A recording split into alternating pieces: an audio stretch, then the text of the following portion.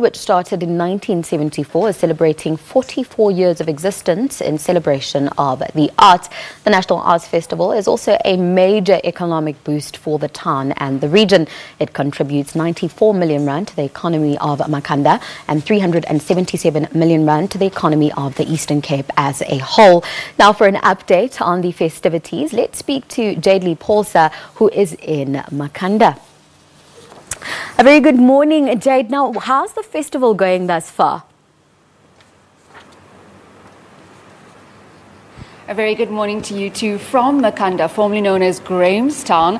It is freezing, I can tell you, and it's actually raining. I was hoping to actually do this crossing overlooking the town of Makhanda, but unfortunately we had to move inside the monument and we'll be crossing from here until about 25 to 9. But it's rightfully so. It is called Makhanda now, and Makhanda or Grahamstown was started in 1812. It was a British colony, and the person or the lieutenant who was overseeing that colony was John, Graham. And he was said to be very brutal back in the settlers' day. And I think that's predominantly why, the bone of contention why many of the residents are for the name change. And many of the other residents are saying that, Grahamstown is synonymous with the small town, the sleepy town, and with the National Arts Festival. Many people know it as the Grahamstown Arts Festival. So there has been, a lot of change here. And the people that I've spoken to are, some are for it, some are saying that it should have just stayed good old Grahamstown. But now the National Arts Festival did kick off in full swing yesterday on the 28th, and there's been a lot of shows. Myself and camera lady Natasha can't wait to actually wrap up with these live crossings so that we can also go and check out some of those shows. But with me, I am joined by the CEO of the festival, Tony Lancaster, and he's going to be telling us about how many tickets have been sold thus far and what are some of the popular shows that have come to Makhanda, both international and those that are also locally home ground. Thank you for joining us, Tony. So let's dive right into it. It is the 44th edition of the National Arts Festival. What can we expect this year? The exciting thing about the National Arts Festival is that no matter how well you prepare, no matter what great program you put together, we never know what to expect. The work of our artists absolutely defines this event every single year, and what happens on our stages is always a surprise. It's always fascinating. It's always exciting. So in terms of what you can expect, well, you can expect another great festival, 2,500 amazing performances across every possible genre, dance, theatre, film, you name it, it's going to be here in Grahamstown over the next 9 days now. Okay, I think many people also want me to ask you the name change. Do you think it's going to impact the festival's brand in any way?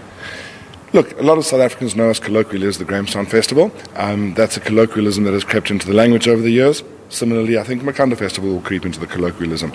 Our official name is National Arts Festival. That's what our registered name as an event is. That's what's in our logo. When we go and speak internationally, we visit other festivals internationally and in South Africa. We go along with our logo.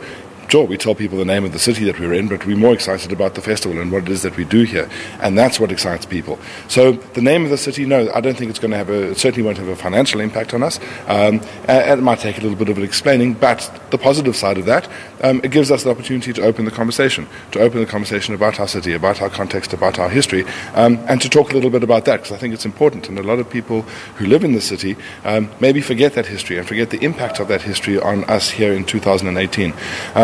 The arts has to stay relevant. The arts as a thought, as an entity, has to continually interrogate its surroundings, interrogate its context. And I think the name change is actually part of that. We can't ignore the context in which we operate.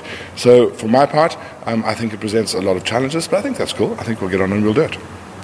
Okay, and looking at that ingestion of 13 million rand from the Eastern Cape government into the festival, what are some of the changes that we'll see this year? I mean, it is the 44th edition. It has grown over the years. Is there any new addition? What can viewers or visitors that are coming to Makhanda expect this year that's different to the other years? Yeah. So you're quite right. The Eastern Cape government has put a substantial amount of money into this event. So too have national government. So has Standard Bank, the National Lotteries Commission. We've got a range of sponsors who invest in this event every single year and have done for several decades. That's what keeps us going. every year we have to shed our skin from the previous year, and we have to think, okay, so we've done 43 festivals so far. What's the 44th going to look like? What are we going to do different? So we ask those same questions in the months leading up to us. This year we've got a couple of exciting new developments. We've just launched the Creative Digital Arts Festival, which is a whole new initiative. It's a whole new sub-program of the festival. It's 4 days of exploring that space where technology and the arts converge, looking at how our artists are using technology to present and prepare their work, looking at how audiences are using technology to make sense of the work. We've got some amazing speakers, some great productions and exhibitions, so that's really cool. Very happy about that. To those familiar with the festival, of course, they'll know the Village Green. This year it's been renamed excuse me, it's been renamed the Standard Bank Village Green, and we've relocated to a new space, and we've completely expanded it. So we're very excited about the possibilities. We're excited about what's coming. We've got some great concerts in the week ahead. Plenty of tickets still available, so we want people to come and check it out.